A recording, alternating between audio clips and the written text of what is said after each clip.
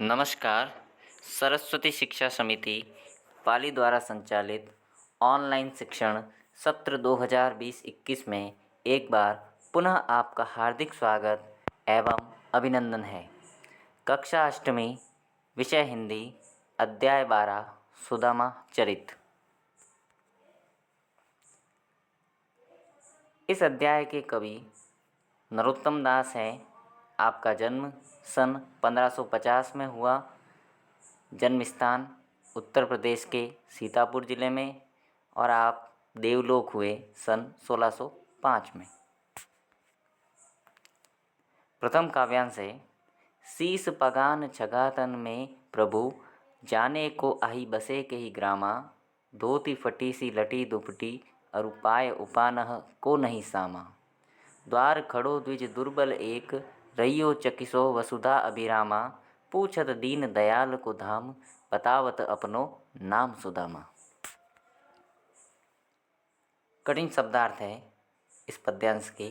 शीस सिर, पगा पगड़ी, जगा कुर्ता, तन शरीर, द्वार दरवाजा, खड़ो खड़ा है, द्विज दुर्बल दुर्बल ब्राह्मण कमजोर ब्राह्मण, रइयो चकिसो चकित, वसुधा धरती, अभिरामा सुंदर, पूछत पूछना, दीनदयाल प्रभु श्री कृष्ण। प्रसंग। प्रस्तुत काव्यांश हमारी हिंदी की पाठ्य पुस्तक वसंत भाग 3 में संकलित नरोत्तम दास जी द्वारा रचित काव्य सुदामा चरित से लिया गया है। इसमें श्री कृष्ण के बचपन के मित्र सुदामा अपनी पत्नी के आग्रह, उनके कहने पर कुछ आर्थिक सहायता पाने की आशा में उनकी नगरी द्वारका पैदल जा पहुँचे हैं। कवि ने उसी समय के दृश्य का यहाँ पर वर्णन किया है। व्याख्या।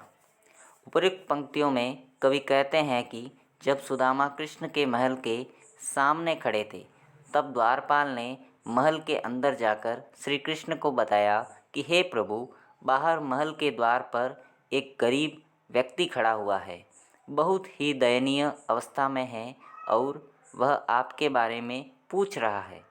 उसके सिर पर न तो पगड़ी है और न ही शरीर पर कोई कुर्ता है। पता नहीं वो किस गांव से चलकर यहाँ तक आया है। उसने ऐसा कुछ नहीं बताया है। वह फटी हुई धोती और गमछा पहने हुए हैं। उसके पैरों में जूते भी नहीं हैं। द्वारपाल आगे कहता है कि दरवाजे पर खड़ा हुआ गरीब कमज़ोर सा ब्राह्मण हैरान होकर पृथ्वी और महल के सौंदर्य को निहार रहा है। वह द्वारिका नगरी को देखकर बहुत ही हैरान है। वह सुंदर महलों को बहुत ही हैरानी की दृष्टि से देख रहा है। वह दीन दयाल अर्थात आपका निवास स्थान पूछ रहा है और अपना नाम सुदामा बता रहा है। द्वितीय काव्यांश पद्यांश कुछ इस प्रकार है।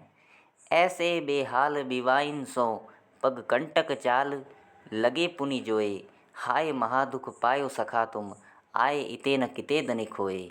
देखी सुदामा की दीन दशा, करुणा करी के करुणा निधि रोए, पानी परात को हाथ छुयो नहीं, नैनन के जल सो पग धोए। शब्दार्थ हैं। ऐसो बेहाल यानी बुरे हाल, बिवाइन सो यानी फटी एड़ियाँ, पग यानी पाँव, कंटक यानी कांटा, पुनि जोए निकालना, महादुख बहुत दुख, सखा मित्र, इते न किते इतने दिन, दीन दशा बुरी दशा। प्रसंग। प्रस्तुत काव्यांश हमारी हिंदी की पाठ्यपुस्तक वसंत भाग 3 में संकलित नरोत्तम दास जी द्वारा रचित काव्य सुदामा चरित से लिया गया है। इसमें कृष्ण सुदामा के मिलन तथा सुदामा की दीन अवस्था व कृष्ण की उदारता का वर्णन है। व्याख्या। उपर्युक्त पंक्ति में कवि कहते हैं कि कृष्ण सुदामा के विषय में सुनकर दौड़कर बाहर आए तथा सुदामा को बेहाल देखा। सुदामा के बीवाइयों से भरे पैर से श्री कृष्ण ने कांटे खोजकर निकाले और प्रेम से बोले कि मेरे परम मित्र, तुमसे अलग होना मेरे लिए महादुख था। तुम इतने दिन कहाँ रहे? सुदामा का ऐसा हाल देखकर दया के सागर श्री कृष्ण दया से रो पड़े। उन्होंने सुदामा के पैर धोने के लिए मंगाई परात को हाथ नहीं लगाया, बल्कि अपने आंसुओं से ही उनके पैर धो डाले। आज के गृह कार्य के प्रश्न इस प्रकार है, जो भैया बहनों आपको अपनी उत्तर पुस्तिका में करने हैं।